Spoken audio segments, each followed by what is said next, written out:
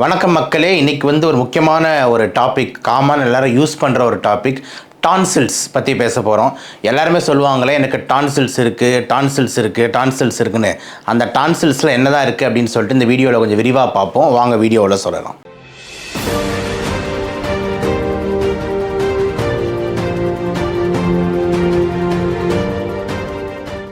Tonsils அப்படின்னும் போது முதல்ல நிறைய பேருக்கு அது எங்கே இருக்குன்னே தெரியாது. தொண்டையில் ஏதாவது வாயில் ஏதாவது பிரச்சனை வந்தாலே எனக்கு டான்சில் இருக்குது அப்படின்ற மாதிரி ஆரம்பிச்சிருவாங்க. ஸோ முதல்ல டான்சில்ஸ்னால் என்ன அப்படின்னு சொல்லிட்டு கொஞ்சம் முதல்ல புரியணும். என்ன டான்சில் அப்படின்னா, நம்ம வாயை சுற்றி, ஓகேங்களா, நம்ம வாய் மூக்கு இருக்குல்ல, அது வழியாக தானே நம்ம உணவு குழாய், அப்புறம் நம்ம சுவாச குழாய்க்கு காற்று போகுது, சாப்பாடு போகுது, எல்லாம் போகுதுல்ல. இதை சுற்றி ஒரு வளையம் மாதிரி, ஒரு ரிங் அப்படின்னு சொல்ல, வளையம், ஒரு வளையம் மாதிரி ஒரு எதிர்ப்பு சக்தி சுரப்பிகள் உள்ளது. எதிர்ப்பு சக்தி கிளாண்டுன்னு சொல்லுவோம்ல, சுரப்பி, அந்த மாதிரி இருக்குது. அந்த எதிர்ப்பு சக்தி சுரப்பிகளை தான் நம்ம கலெக்டிவாக டான்சில்ஸ் அப்படின்ற மாதிரி சொல்கிறோம். இப்போது மூக்குக்கு பின்னாடி ஒன்று இருக்குது, அது பேர் தான் அடினாய்டு அப்படின்னு சொல்லுவோம். இந்த ரெண்டு வாயை நம்ம திறந்தோம்னா, நாக்கை திறந்தோம்னா, ஆன் பண்ணோம்னா, நம்மளோட கண்ணாடியில் பார்த்தோம்னா இந்த நாக்குக்கு ரெண்டு சைடில் பின்னாடி ரெண்டு குண்டாக இருக்கும், அது ஒரு டான்சில். நாக்குக்கு கீழ்ப்பகுதியில் ஒன்று இருக்கும், அது ஒரு டான்சில். அந்த மாதிரி மொத்தமாக ஒரு 4-5 டான்சில் சேர்ந்து ஒரு வளையம் மாதிரி ஃபார்ம் பண்ணுது. ஆனால் ரொம்ப காமனாக நம்ம பேசக்கூடிய டான்சில் ரெண்டு டான்சில். ஒன்று என்ன அப்படின்னு பார்த்தீங்கன்னா, இந்த நாக்குக்கு ரெண்டு சைடில் இருக்கக்கூடிய டான்சில். அதை தான் ரொம்ப கொலோக்கியல் எல்லாருமே எனக்கு டான்சில் இருக்குன்னு சொல்லுவாங்க. இன்னொன்று இந்த குழந்தைங்களுக்கெல்லாம் ரொம்ப அதிகமாக பாதிக்கப்படுறதுன்னா இந்த மூக்குக்கு பின்னாடி இருக்கிற அந்த டான்சில் கிளாண்ட், அதை தான் அடினாய்டுன்னு சொல்லுவாங்க. அதை நம்ம தனியாக இன்னொரு வீடியோவில் கூட பேசுவோம். இந்த வீடியோவில் மெயினாக இந்த நாக்குக்கு சைடில் இருக்கிற டான்சில், ஓகேங்களா, அதை பற்றி தான் மெயினாக பேச போகிறோம். டான்சில்ன்றது ஒரு நார்மல் ஒரு உறுப்பு. அது ஒரு எதிர்ப்பு சக்தி, ஒரு சுரப்பி, எதிர்ப்பு சக்தியான ஒரு சுரப்பி.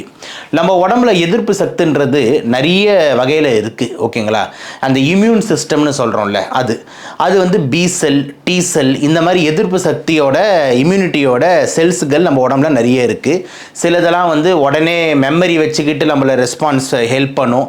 சிலது உடனே ப்ரொடியூஸ் ஆகி அடிக்கும் எதிரியை. அந்த மாதிரி வெளியே ஏதாவது ஒரு கிருமி வந்ததுன்னா, வெளியே இருந்து ஏதாவது ஒரு எதிரி உள்ளே வந்ததுன்னா, அதை நம்ம உடம்புல ப்ரொடெக்ட் பண்ணுறதுக்கான போலீஸ் ஃபோர்ஸ், அதுதான் இந்த எதிர்ப்பு சக்தி. அந்த எதிர்ப்பு சக்தியில் பல வகைகள் இருக்குது. அதில் ஒரு வகை தான் இந்த டான்சில் குரூப்புகள். அப்போ இந்த டான்சில் குரூப்புகள் கடவுள் எதுக்கு படைச்சிருக்கார் அப்படின்னா, வெளியேந்து ஒன்று மூக்கு வழியாவோ வாய் வழியாவோ என்டர் ஆச்சுன்னா இந்த டான்சில் ஃபஸ்ட்டு செக் போஸ்ட்டாக அமையுது. செக் போஸ்ட்னா என்னது?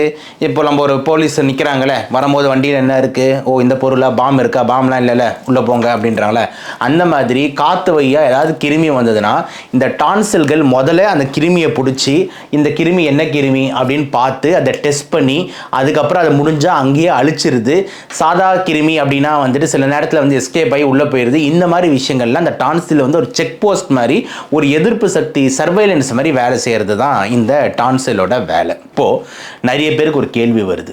என்ன அப்படின்னா, நிறைய பேர் கேட்குறாங்க, சார் இந்த டான்சில் ஆப்ரேஷன் பண்ணி எடுத்துடுறேன்றாங்களே சார், இந்த டான்சில்ஸை எடுத்துட்டோம்னா அப்போ நம்ம எதிர்ப்பு சக்தி ஃபுல்லாக போயிடுமா அப்படின்னு சொல்லிட்டு நம்ம ஆளுங்க யோசிப்பாங்க. இதுக்கு இம்பார்ட்டன்ட் பதில் என்ன அப்படின்னு பார்த்தீங்கன்னா இல்லை அப்படின்ட்டு தான். ஏன்னா டான்சில்ன்றது சும்மா ஒரு என்ட்ரி செக் போஸ்ட் தான், ஓகேங்களா. இப்போ எப்படி பார்டர் விட்டு இப்போ ஒரு பார்டர் வரோம்னா ஒரு கஸ்டம்ஸ் நிற்கிறாங்களோ அந்த மாதிரி தான். ஆனால் நம்ம உடம்புக்குள்ளே அதுக்கு மேலே பெரிய பெரிய போலீஸ் ஃபோர்ஸ்லாம் இருக்குது. பி செல், டி செல் அப்படின்னு சொல்லிட்டு பல பெரிய போலீஸ் ஃபோர்ஸ் நம்ம ரத்தத்துலேருந்து எல்லா இடத்துலையும் இருக்குன்றதுனால டான்சில் எடுத்துட்டா அவங்க எதிர்ப்பு சக்தி போயிடும் அப்படின்றது கிடையாது. அதனால தான் டான்சில்ஸ் ஆப்ரேஷன்லாம் நிறைய பேருக்கு லெஃப்ட் அண்ட் ரைட்டாக பண்ணிக்கிட்டு இருக்கோம் அப்படின்ற மாதிரி நீங்கள் புரிஞ்சுக்கணும். ஸோ டான்சில்ஸ் மட்டும்தான் எதிர்ப்பு சக்தின்னு கிடையாது. டான்சில்ஸ் ஒரு என்ட்ரி கேட், ஒரு வெளியே ஃபஸ்ட்டு உள்ளே வரும்போது ஒரு செக் போஸ்ட், அவ்வளோதானே தவிர அது இருந்தால் தான் எதிர்ப்பு சக்தி, அது இல்லைனா எதிர்ப்பு சக்தின்றது கிடையாது. அதை நீங்கள் எல்லாருமே ஃபஸ்ட்டு புரிஞ்சுக்கணும். சரி சார், இந்த டான்சிலோட ஃபங்க்ஷன் என்னன்னு சொல்லிட்டீங்க, அது ஒரு செக் போஸ்ட் இதெல்லாம் இருக்குன்னு. இந்த டான்சில் இருக்குன்றாங்களே, அது அதை குறிக்கிறாங்க அப்படின்னா சிம்பிள். இந்த டான்சில்ஸோட வேலை என்ன? கிருமிங்க வந்ததுன்னா செக் பண்ணுறது. அப்படி செக் பண்ணும் போது என்ன ஆகும்னா, அந்த டான்சிலுக்கு கிருமி அட்டாக் ஆகிடும். அந்த டான்சிலுக்கும் கிருமிக்கும் சண்டை வரும்போது அந்த டான்சில் கிளாண்டு வீக்கமடையும். நல்லா புரிஞ்சுக்கோங்க, ஒரு கிருமி உள்ளே வருது, டான்சில் பிடிச்சி அது என்னென்னு பார்க்குது. அந்த சண்டையில் டான்சில் கிளாண்டு வீக்கமடையும். அப்போ டான்சில் கிளாண்டில் வரக்கூடிய வீக்கம் பேர் தான் என்னென்னா டான்சிலைட்டிஸ் அப்படின்னு சொல்லுவாங்க. ஸோ இது பேர் தான் அக்யூட் டான்சிலைட்டிஸ். உடனே டக்குன்னு ஒரு கிருமி தாக்கி வரும்போது அக்யூட் டான்சிலைட்டிஸ். இதுதான் ரொம்ப ரொம்ப காமனாக எல்லாருமே ஃபேஸ் பண்ணுற ஒரு பிரச்சனை. இதை கொலோக்கியலாக வந்துட்டு டான்சில்ஸ் இருக்குன்னு சொல்லிட்டு அதை வந்து டான்சில்ன்றதே ஒரு நோயாக்கிட்டாங்க. ஆனால் டான்சில்ன்றது ஒரு நார்மல் ஒரு உறுப்பு, ஓகேங்களா, ஒரு எதிர்ப்பு சக்தி சுரப்பி. ஆனால் அதில் ஒரு கிருமி தாக்கும் போது அது பேர் தான் அக்யூட் டான்சிலைட்டிஸ் அப்படின்ற மாதிரி சொல்லுவோம். ரொம்ப காமனாக என்ன கிருமிகள் தாக்கும்னா ரெண்டு, ஒன்று வைரஸ், இன்னொன்று பாக்டீரியா. வைரஸில் பல முக்கியமான ரெஸ்பிரேட்டரி வைரஸஸ் லைக் நம்ம கொரோனா, பனிக்காய்ச்சல் வைரஸ், ஆர்எஸ்வி, இந்த மாதிரி பல வைரஸ் இருக்குது. அதே மாதிரி வந்து பார்த்திங்கன்னா பாக்டீரியாவில் ரொம்ப முக்கியமான பாக்டீரியா யார் இந்த டான்சில்ஸை தாக்குறது அப்படின்னு பார்த்தீங்கன்னா கேஸ் அப்படின்னு சொல்லுவோம். கேஸ்னால் இந்த வாயு கேஸ் இல்லை, குரூப் ஏ ஸ்ட்ரெப்டோகாக்கை அப்படின்னு சொல்லுவது பேர். அது வந்து இம்பார்ட்டன்ட் பாக்டீரியா. இந்த ரெக்கரண்ட்டாக இந்த டான்சில்ஸை இன்ஃபெக்ட் பண்ணுறது அந்த பாக்டீரியா. இதெல்லாம் தான் காமன் கிருமிகள். சரி சார், எனக்கு என்ன அறிகுறிகள் இருக்கும் இந்த டான்சிலைட்டிஸ் வந்ததுன்னா? ஒன்றும் இல்லை, நம்மளுக்கு இந்த கோல்டு வந்து என்ன அறிகுறிக்கும் அதுதான். முதல்ல வந்து பார்த்திங்கன்னா தொண்டை வந்து கரகரப்பு, இந்த பிரச்சனை ஆரம்பிக்கும். இந்த டான்சில்கள் இருக்கிற பகுதிகளில் வந்து நம்மளுக்கு வந்து ஒரு வலி குத்துற மாதிரி ஒரு சென்சேஷன் இருக்கும். லைட்டாக ஜுரம் ஆரம்பிக்கும், உடம்பு டயர்டாக ஆரம்பிக்கும், கொஞ்சம் இரும்பல் ஆரம்பிக்கும், மூக்கில் லைட்டாக தண்ணி ஒழுகும்ன்ற மாதிரி இந்த ஃப்ளூ சிம்டம்ஸ் எல்லாமே நம்மளுக்கு வரும். ரொம்ப கிளாசிக்கலாக டான்சில்ஸ் அஃபெக்ட் ஆகிருக்குன்ற சிம்டம் என்னென்னா தொண்டை வலி, இந்த டான்சில் இந்த சைடு பகுதியில் வலி, அதே மாதிரி சின்ன சின்ன நெறி கட்டுதல். இது ரொம்ப ரொம்ப இம்பார்ட்டன்ட். நெறி கட்டின்னு சொல்கிறோம்ல, நம்ம தனியாக வீடியோ கூட போட்டிருந்தோம். அந்த மாதிரி இந்த ஜுகுலோ டைகாஸ்ட்ரிக் இந்த ஏரியாவில் நெறி கட்டும், இங்கே உருண்டா இங்கே உருளும். ஒரு சில வைரஸ்கள் தாக்கும் போது பின்பகுதியில் கூட நெறி கட்டும். ஓகே, அந்த வைரஸ் பேர் தான் என்னென்னா எப்ஸ்டீன் பார் வைரஸ், கிஸ்ஸிங் டிசீஸ், முத்தம் நோயின்னு சொல்லுவாங்க. அதை நம்ம தனியாக வேற ஒரு வீடியோவில் பேசலாம். இப்போ வந்து அந்த மாதிரி வந்து நோய்களில் பின்னண் பகுதியில் நெறி கட்டும். நார்மல் இந்த கேஸ் வைரஸ் இந்த மாதிரிலாம் இதில் வந்து மின்பகுதியில் நெறி கட்டும். ஸோ இந்த மாதிரி டான்சில்ஸில் நெறி கட்டுதலும் வந்து ஒரு பிரச்சனையாக வந்திருக்கு. இதான் முக்கியமான அறிகுறி. சில பேருக்கு என்ன ஆகும் அப்படின்னா அந்த டான்சில்ஸ்கள் அடிக்கடி இன்ஃபெக்ட் ஆகும். அது ஒருத்தவங்களோட பாடியோட ரெஸ்பான்ஸ் பொறுத்து. ஏன்னா சில பேரோட டான்சில்ஸ் ரொம்ப ஆக்டிவாக வேலை செய்யும். போகிற வரவங்களாம் வம்புலுக்கும். சில போலீஸ்காரங்களாம் இருக்காங்களே, யாரை வந்தாலும் நார்மலாக ஒருத்தர் உள்ளே போனவங்க ஏவா என்ன வச்சுருக்க கொடு அப்படின்னு அந்த மாதிரி சில பேர் டான்சில்ஸ் ஓவராக வேலை செய்யும். அப்போ போகிற வரவங்களாம் பிடிச்சி செக் பண்ணும்போது அடிக்கடி இந்த டான்சில் வீங்கிக்கும். அப்போ அந்த அக்யூட் டான்சிலைட்டிஸ் அடிக்கடி வரும்போது அது பேர் என்ன ஆயிடுதுன்னா ரெக்கரண்ட் டான்சிலைட்டிஸ். அடிக்கடி இந்த டான்சில் இன்ஃபெக்ட் ஆகுதுன்ற மாதிரி ஒரு கிரைட்டீரியா வந்துடுது. ஓகேங்களா? அதே ரொம்ப நாள் இருந்துகிட்டு இருக்கும் போது அது பேர் கிரானிக் டான்சிலைட்டிஸாக ஆயிடுது. ரொம்ப நாளாக இருந்துகிட்டு இருக்கு இந்த டான்சில் பிரச்சனை, அந்த வீக்கம் இருந்துகிட்டே இருக்கும் போது கிரானிக்காக மாறிடுது. இப்போ உங்களுக்கு புரியுதுன்னு நினைக்கிறேன். அப்போ ஜென்ரலாக ஒரு வாட்டி வரும்போது அக்யூட்னு சொல்லலாம். ஆனால் சில பேரோட டான்சில்ஸ் ஓவராக வேலை செய்யும் போது அது ஓவராக சும்மா எல்லாத்தையும் வம்புழுக்கும் போது அடிக்கடி இன்ஃபெக்ட் ஆகும் போது ரெக்கரண்ட் டான்சிலைட்டிஸாக மாறுது. இப்படி மாறும்போது தான் அந்த டான்சில் உறுப்பில் ஒரு சில பிரச்சனைகள் வருது. என்னென்ன பிரச்சனை வருது? அந்த டான்சிலில் சில பேர் நீங்கள் வந்து கண்ணாடியில் பார்த்து நாக்கை நீட்டி பார்த்தீங்கன்னா அந்த டான்சிலில் வந்து பார்த்தீங்கன்னா சின்ன ஓட்டைங்க இருக்கும். அந்த ஓட்டைங்க பேர் தான் கிரிப்ஸ்ன்னு சொல்லுவாங்க. ஓகேங்களா? அந்த ஓட்டைங்க எதுக்குன்னா அந்த கிருமிங்க ஏதாவது கான்டாக்டில் வந்ததுன்னா எடுத்து உள்ளே போடுறதுக்கு. அந்த கிருமிங்கெல்லாம் அந்த கான்டாக்டில் உள்ளே போடுறது கிரிப்ஸ்ன்னு ஓட்டைங்க இருக்கும். அந்த ஓட்டைகள் அடைச்சிக்கும்.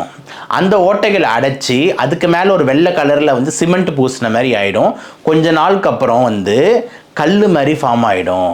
நீங்கள் வாயை திறந்து பார்த்தீங்கன்னா அந்த டான்சிலில் வெள்ளை கலரில் முத்தாக கல் மாதிரி ஒட்டிக்கிட்டு இருக்கும். இது பேர் தான் என்னென்னா டான்சிலோலித். அப்படின்னா என்னென்னா டான்சில் கற்கள். எவ்வளோ டிஃப்ரெண்ட்டாக இருக்குது பாருங்கள். டான்சிலில் கல்லா? ஆமாம், அது பேர் தான் டான்சிலோலித்துன்னு சொல்லுவாங்க. இதெல்லாம் அடிக்கடி இந்த டான்சில் இன்ஃபெக்ஷன் ஆச்சுன்னா இந்த மாதிரி டான்சிலோலித் ஃபார்ம் ஆகிறதுக்கு வாய்ப்பு வந்து உள்ளது. அப்படி இருக்கும்போது நம்மளுக்கு ஜென்ரலாக என்ன சார் ஃபீல் ஆகும்? இந்த மாதிரி டான்சிலில் கல் இருந்தால் என்ன அறிகுறி இருக்கும்னா ஏதோ ஒரு உறுத்திக்கிட்டே இருக்கிற மாதிரி ஒரு ஃபாரின் பாடி சென்சேஷன் சொல்லுவாங்க. ஏதோ ஒன்று உள்ளே வந்து எப்படி நம்மளுக்கு வேட்டி உள்ள வந்து ஒரு ஓனா போச்சுன்னா ஒரு குடையோன்னுவாங்களே, அந்த மாதிரி ஒரு குடைச்சல் எப்பவுமே இருந்துக்கிட்டே இருக்கும்ன்றது ரொம்ப காமன் அறிகுறி. அதுக்கப்புறம் வந்துட்டு நம்மளுக்கு ஒரு பெயின், ஒரு டிஸ்கம்ஃபர்ட், இந்த மாதிரி பிரச்சனைங்க இருக்கலாம். அதே மாதிரி நம்மளுக்கு பேட் பிரெத் வர ஆரம்பிச்சிடும். அதாவது நம்மளோட மூச்சு விடும் போது நம்ம ஸ்மெல்லு அப்படின்னு பார்க்கும்போது ஒரு மாதிரி வாடை அடிக்குது. எஸ்பெஷலி நம்ம அந்த பார்ட்னர்ஸ் நோட் பண்ணுவாங்க, கூட யார் இருக்காங்களோ, என்ன உன்னோட வாய் ரொம்ப ஸ்மெல் அடிக்குது அப்படின்ற மாதிரி. ஓகேங்களா? ஸோ அந்த மாதிரி விஷயங்கள்லாம் வந்துட்டு நம்மளுக்கு வர ஆரம்பிக்கும். இன்னொரு பிரச்சனை வந்து இந்த அடிக்கடி இந்த டான்சில் இன்ஃபெக்ட் ஆகும்போது என்ன ஆகுதுன்னா இந்த டான்சிலை சுற்றி சீல் கோத்துக்கும். இந்த டான்சிலை சுற்றி சீல் கோத்துக்கிறது பேர் தான் என்னன்னா வந்து ஆப்சஸ்ன்னு சொல்லுவாங்க. ஆப்சஸ், ஓகேங்களா? பெரிடான்சிலர் ஆப்சஸ்ன்னு சொல்லுவாங்க. மெடிக்கல் ரீதியாக நம்ம மருத்துவ மாணவர்கள், இஎன்டி மாணவர்கள்லாம் சொல்லி தரும்போது அது பேர் குவின்சி அப்படின்னு சொல்லுவோம். ஓகே, இந்த மாதிரி இருக்கும்போது கொஞ்சம் பிரச்சனை இன்னும் அதிகமாக தெரியும். என்னன்னா இந்த உடம்பு ரொம்ப வேர்க்கும், ரொம்ப ஜுரம் அடிக்கும், அதே மாதிரி அந்த டான்சில் கிளாண்ட் சைஸ் ரொம்ப பெருசாகி இந்த உள்நாக்கெல்லாம் இன்னொரு சைடில் தள்ளி விட்டுரும் அப்படின்ற மாதிரி சைஸ் ரொம்ப பெருசாக இருக்கும் இந்த பெரிடான்சிலர் ஆப்சஸ். அப்போது நான் சொல்கிற இந்த மாதிரி காம்ப்ளிகேஷன்ஸ் என்ன, இந்த டான்சிலில் கற்கோர்த்துதல், இந்த டான்சிலை சுற்றி சீல் கோத்துதல், இதெல்லாம் எப்போ ஜென்ரலாக நடக்குதுன்னா ஒரு டைமில் வரும்போது வராது. யார் ஒருத்தருக்கு அடிக்கடி அடிக்கடி அடிக்கடி இந்த மாதிரி டான்சில் இன்ஃபெக்ஷன் ஆகிட்டே இருக்கோ அவங்களுக்கு வரக்கூடிய ஒரு வர பாசிபிள் இருக்கக்கூடிய பக்க விளைவுகள் தான் இந்த டான்சிலில் கற்கோர்த்துதல், டான்சிலை சுற்றி தீல் வருதல், டான்சில் இந்த மாதிரி பிரச்சனைகள்லாம் நம்மளுக்கு வரலாம். ஓகேங்களா? ஸோ இது எல்லாமே நீங்கள் வந்து கொஞ்சம் புரிஞ்சுக்கணும் அப்படின்றது தான் வந்து நம்மளோட பாயிண்ட்டாக வந்து இருக்குது. சரி, இப்போ இந்த டான்சில்ஸை பற்றி ஓரளவுக்கு புரிஞ்சிருப்பீங்க. இப்போ நெக்ஸ்ட் வந்து நம்ம சொல்ல வேண்டிய கான்செப்ட் என்ன அப்படின்னு பார்த்தீங்கன்னா, என்ன சார் பண்ணணும், இந்த டான்சில்ஸில் வந்து கொஞ்சம் நல்லா பார்த்துக்கிறதுக்கு என்ன பண்ணணும் அப்படின்ட்டு ஒரு கேள்வி இருக்குது. சில பேர் சொல்லுவாங்க, சார் என்னை வந்து ஆப்ரேஷன் பண்ணி அந்த டான்சில் எடுத்துகிட்டு சொல்கிறாங்க, எப்போ நான் ஆப்ரேஷன் பண்ணணும் இந்த டான்சிலுக்கு, இந்த மாதிரி ஒரு கேள்வி இருக்குது. இதெல்லாம் முக்கியமான கேள்வி. இதுக்கான விடைகள் வந்து நம்ம பேசிடுவோம். ஃபஸ்ட்டு வந்து பார்த்திங்கன்னா வந்துட்டு இந்த டான்சில்ஸை வந்துட்டு பத்திரமா பார்த்துக்கிறதுக்கு என்ன பண்ணணும்னா, ஜென்ரலாக பெருசாக ஒன்றும் பண்ண தேவையில்லை. ரொம்ப இம்பார்ட்டண்ட்டாக பண்ண வேண்டியது என்னென்னா வாய் சுத்தம், சுகாதாரம், அவ்வளோதான். ஓகேங்களா? ஸோ ஏன்னா நிறைய டைமில் வாயிலேயே வந்து பல கிருமிகள் இருக்கும். நம்ம பையன் வந்து கேக் சாப்பிட்ருப்பான், சாக்லேட் சாப்பிட்ருப்பான், பிஸ்கெட் சாப்பிட்ருப்பான், சாப்பிட்டு பல் வளர்க்க மாட்டான், வாயை கொப்பளிக்க மாட்டாங்க, நைட் அப்படியே தூங்கிடுவாங்க. அப்போ நைட்டு ஃபுல்லாக சொத்த பல்லு மாதிரி அந்த கிருமிங்கள்லாம் அதில் பூந்து வேலை செஞ்சுக்கிட்டு இருக்கும். அதுக்கப்புறம் வந்து பார்த்திங்கன்னா மறுநாள் காலையில் நிறைய குழந்தைங்க ப்ரஷ் பண்ணுறன்ற பேரில் ப்ரஷ்ஷே பண்ணாமல் ஓடிடுவாங்க, எல்லாம் சரியாக ப்ரஷ் பண்ண தெரியாது. இந்த மாதிரி பிரச்சனைனால வாய் சுத்தம் இருக்காது.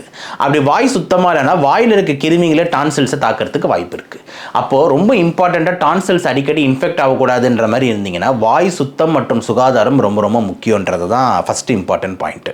ரெண்டாவது வந்து பார்த்தீங்கன்னா வந்து தொண்டையில் முடிஞ்சால் வந்துட்டு வாரத்தில் 2 வாட்டி 3 வாட்டி ஒரு கார்கிள் பண்ணிடுறது, கல்லுப்பு போட்டு கார்கிள் பண்ணுறது. எஸ்பெஷலி எப்போ மெயினாக பண்ணணும் அப்படின்னு பார்த்தீங்கன்னா, இந்த ஹாஸ்பிட்டல்லாம் போயிட்டு வரீங்க, விசிட் பண்ணிட்டு வரீங்க. இப்போ எங்களை மாதிரி ஆட்கள், நர்சஸ்ஸு, வார்ட் பாய்ங்க, இவங்கெல்லாம் பார்த்தீங்கன்னா ஹாஸ்பிட்டல்லே குடியிருக்காங்க. அப்போ ஹாஸ்பிட்டல்னும் போது அந்த ஹாஸ்பிட்டல்ன்றது கிருமிங்களோட கூடாரம், கிருமிங்களோட வீடு அப்படின்னும் போது அங்கே போயிட்டு வரும்போது கண்டிப்பாக 4-5 கிருமிங்க உள்ளே போயிருக்கும்.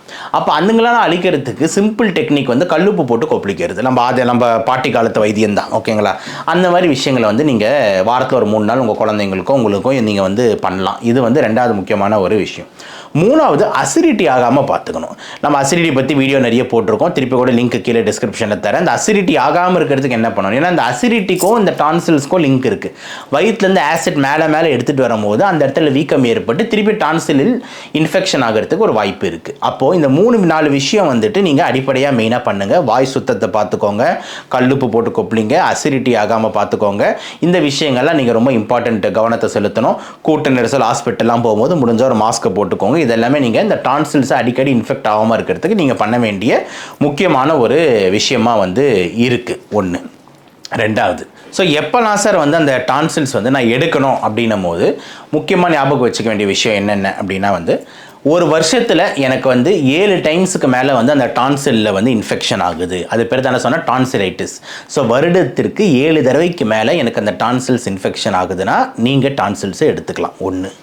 அப்படி இல்லை அப்படின்னா வந்துட்டு ஒரு வருஷத்துக்கு 5 தடவைக்கு மேலே வருது சார், இந்த மாதிரி கடந்த 2 வருஷமாக இப்படி தான் போயிட்டுருக்கு அப்படின்ற மாதிரி இருந்தாலும் நீங்கள் எடுத்துடலாம். 2. இல்லைனா வருஷத்துக்கு 3 தடவை வருது சார், கடந்த 3 வருஷமாக இப்படி தான் போயிட்டுருக்குனாலும் நீங்களும் எடுத்துடலாம். இது 3. ஸோ சிம்பிள் கான்செப்ட் என்னென்னா, தொடர்ச்சியாக வருஷம் ஃபுல்லாக அடிக்கடி இந்த டான்சில்ஸ் இன்ஃபெக்ட் ஆகுது, 7 வாட்டிக்கு மேலே ஒரு வருஷத்துக்கு இன்ஃபெக்ட் ஆகுது அப்படின்ற மாதிரி இருந்தால் இந்த டான்சில்ஸை நீங்கள் எடுக்கலாம். இல்லைனா வருஷத்துக்கு 5 வாட்டி வருது, இந்த மாதிரி 2 வருஷமாக நடந்துகிட்டு இருக்கனாலும் நீங்கள் எடுக்கலாம். இல்லை கடந்த 3 வருஷமாக பார்த்துக்கிட்டு இருக்கேன், எல்லா வருஷமும் ஒரு 3 வாட்டிக்கு மேலே வந்துகிட்டு இருக்கனாலும் நீங்கள் எடுக்கலாம். இதெல்லாம் தான் வந்து இம்பார்ட்டன்ட் க்ரைட்டீரியா இந்த டான்சில்ஸை நீங்கள் ஆப்ரேட் பண்ணி எடுக்கணும்னு சொல்லிட்டு. இதை தாண்டி வேறு காரணங்கள் எப்போ தான் இந்த டான்சில்ஸ் எடுக்கணும்னா, இந்த டான்சிலில் சீல் கோத்துதல், அது பேர் தான் நான் சொல்லியிருந்தேன், பேரடான்சிலர் ஆப்சஸ்ன்னு சொல்லுவாங்க, குவின்சின்னு சொல்லுவாங்க. இந்த மாதிரி கண்டிஷன்ஸில் நம்ம டான்சில்ஸ் எடுக்க வேண்டியது இருக்கும். சில நேரத்தில் டான்சில்ஸில் ஸ்ட்ராங் கற்கள் இந்த மாதிரி ரொம்ப ஹார்ட் ஆகிடுச்சு, இந்த மாதிரி விஷயங்கள்லையும் சில நேரத்தில் சொல்லுவாங்க. சில நேரத்தில் ரொம்ப பெரிய டான்சிலாக இருக்குது, மூச்சு விடவே கஷ்டமாக இருக்குது. இதை நான் தனியாக அந்த அடினாய்டில் பேசணும்னு நினச்சா நான் பேசுகிறேன். ஏன்னா டான்சில் கிளாண்ட் இவ்வளோன்னு இருக்குது சைட்லனா ஓகே, ஆனால் அந்த சைஸ் டான்சில்ஸ் பெருசாகிட்டே வரும்போது உங்களால் சாப்பாடு முழுங்க முடியாது, உங்களால் மூச்சு கூட விட முடியாது. அந்த டான்சில்ஸ் எல்லாம் ரெண்டு சேர்ந்து இப்படி பக்கத்தில் வந்துடும். அந்த ஃபோட்டோ கூட போடுற இந்த 2 டான்சில்ஸ் பக்கத்தில் வரும்போது அது பேர் என்ன சொல்லுவாங்கன்னா கிஸ்ஸிங் டான்சில்னு சொல்லுவாங்க. 2 டான்சிலும் முத்தம் கொடுத்துக்குதான். அப்போ இந்த சைட்லேருந்து இவ்வளோ தூரம், இந்த சைட்லேருந்து இவ்வளோ தூரம் வளரும் போது 2 டான்சில்ஸை மீட் பண்ணி கிஸ் கொடுக்குது. அது பேர் தான் கிஸ்ஸிங் டான்சில்னு சொல்லுவாங்க. அப்போ அவ்வளோ பெருசாக இருக்கும் போது நம்மளால் சாப்பாடு முழுங்க முடியாது, மூச்சு விட முடியாது, படுத்தா கொரட்டை ரொம்ப அதிகமாக இருக்கும் அப்படின்னும் போது அப்போ நீங்களும் கண்டிப்பாக டான்சில்ஸ் ஆப்ரேஷன் பண்ண வேண்டிய தேவை இருக்குது. அப்புறம் ரொம்ப ரேராக டான்சில்ஸில் ஏதாவது கேன்சர் சஸ்பெஷன் இருந்தது, ஒரு சைடு டான்சில் மட்டும் அது நிறையா பெருசாகிட்டே போயிட்டுருக்குன்னா அப்போ நீங்களும் ஆப்ரேஷன் பண்ண வேண்டிய தேவை இருக்குது. அப்போ இதெல்லாம் தான் மெயினாக நான் எப்போ சார் டான்சில்ஸை ஆப்ரேஷன் பண்ணணும்னு கேட்குற கேள்விகளுக்கு பதில். ரொம்ப காமனாக அடிக்கடி இன்ஃபெக்ஷன் ஆகுது, அதில் சீல் கோக்குது, அதில் ஏதாவது கேன்சர் சேஞ்சஸ் வருது, இல்லை சைஸ் ரொம்ப பெருசாகி மூச்சு திணறல் கொரட்டை நோய் வருதுன்னா நீங்கள் டான்சில்ஸ் ஆப்ரேஷன் பண்ணலாம் அப்படின்றது தான் அதுக்கு பதிலாக இருக்குது. இதெல்லாம் முக்கியமான பாயிண்ட்ஸாக நான் டான்சில்ஸை பற்றி சொல்லியிருக்கேன். கண்டிப்பாக அடுத்த வீடியோவில் அடினாய்ட்ஸ் அப்படின்றத பற்றியும் கூடி சீக்கிரமாக நம்ம பேசுவோம். முதல்ல டான்சில் வீடியோவை பார்த்து நீங்கள் எல்லோரும் அதை முதல்ல புரிஞ்சுக்கோங்க. உங்களுக்கு ஏதாவது டவுட்ஸ் டான்சில்ஸ் பற்றி இருக்குது, உங்களோட இது ஏதாவது இன்னொரு வீடியோ நீங்கள் போடணும் சார் டான்சிலை பற்றி ஆசைப்படுறதுனாலும் நீங்கள் கீழே கமெண்ட்ஸில் இது பண்ணுங்கள். அதே மாதிரி எல்லாருமே சேனலை சப்ஸ்கிரைப் பண்ணி பாருங்கள். நிறைய பேர் சப்ஸ்கிரைப் பண்ணாமல் பார்க்குறீங்க. நிறைய பேர் ஷேர் பண்ணுங்கள், எல்லாருக்கும் பார்க்கட்டும். ஏன்னா இந்த மாதிரி மெடிக்கல் நாலேஜெலாம் இவ்வளவு எளிய முறையில் மக்களுக்காக தான் உட்காந்து பேசிக்கிட்டு இருக்கோம். ஸோ உங்கள் ஆதரவை நீங்கள் தாருவீர்கள். ஹைப் பண்ணுங்கள் வீடியோவை, அதே மாதிரி முடிஞ்சால் கான்ட்ரிபியூட் பண்ணுங்கள் சேனலுக்கு. இதெல்லாமே உங்களுக்கு நான் எப்பவுமே கேட்குற ஒரு விஷயந்தான். தயவு செஞ்சு பண்ணிவிடுவீங்கன்னு நம்பிக்கை இருக்குது. மீண்டும் இன்னொரு வீடியோவில் சந்திப்போம். அதுவரை நன்றி, வணக்கம்.